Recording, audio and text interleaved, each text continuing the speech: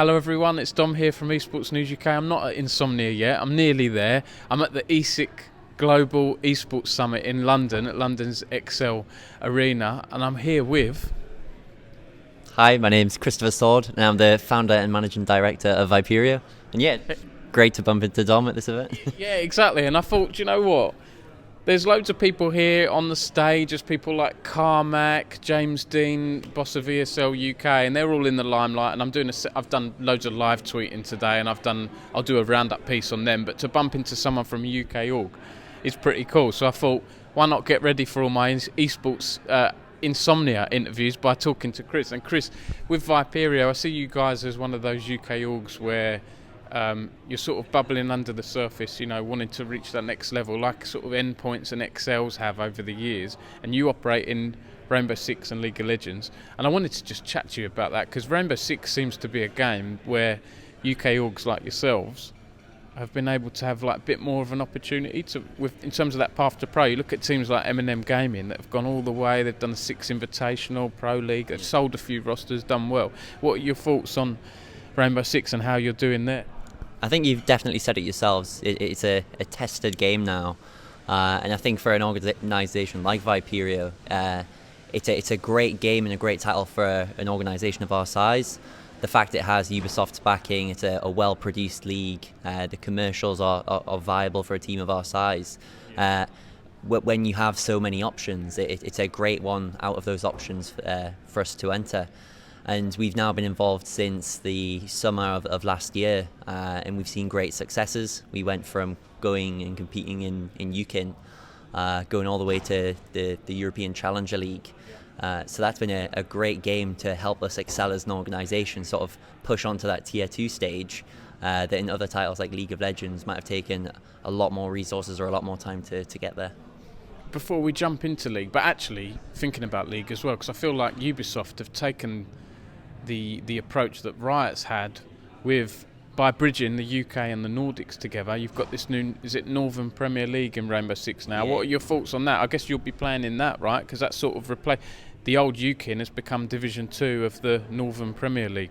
Yeah, you've explained it perfectly. So there's a lot of advantages. I mean, in the new NPL, you've got the likes of Navi, Heroic, you'll have M&M Academy, so you've got these big EUL teams competing in our national league, which compared to something like the NLC or the UKLC, you might have had an academy team, but it wasn't their main roster. So this is a great league because it means that Viperio is getting to compete against those Tier 1 organisations, but at a competition level that we can sustain over a longer period of time.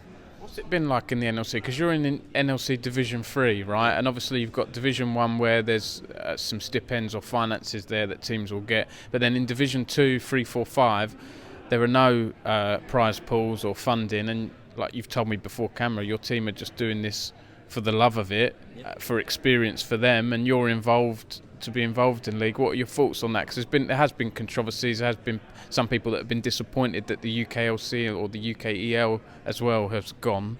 You know, what are your thoughts on all that? No, I was a big fan of the UKLC when that was a product. We basically spent 2 years trying to get in there, and we managed to get one season, and then they decided to end it, so that was a bit of a shame, at least in my eyes.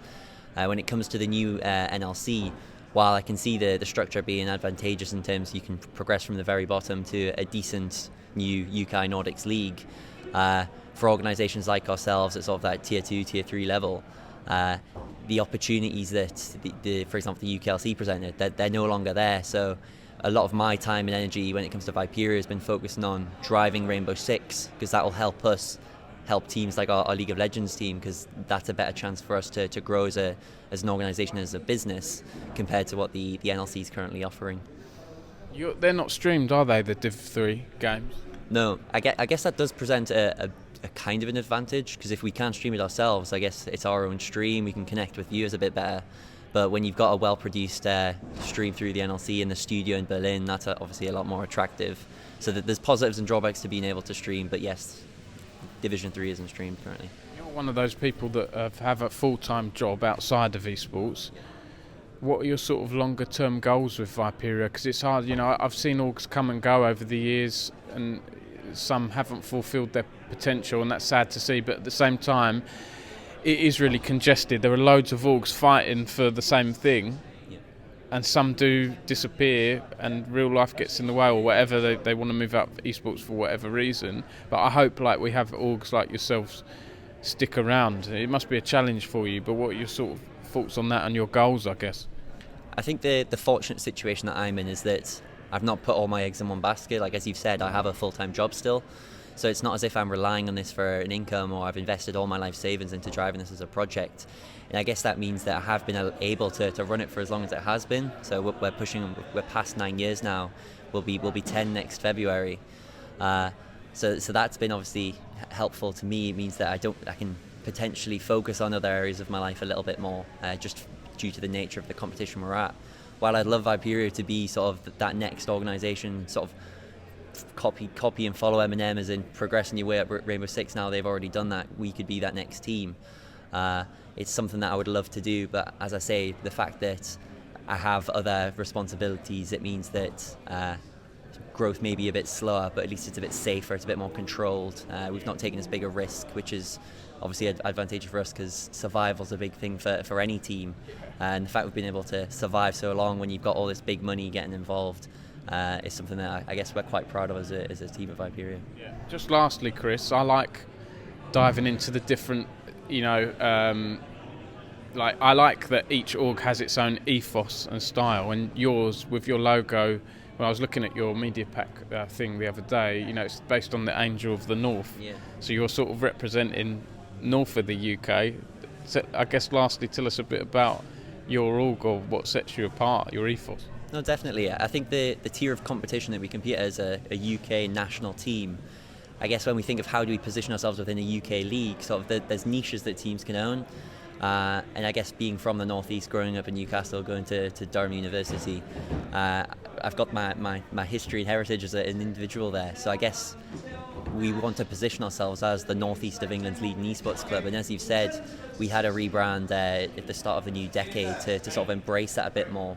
So yes, the V is based on things like the Angel of the North, which is a historic landmark.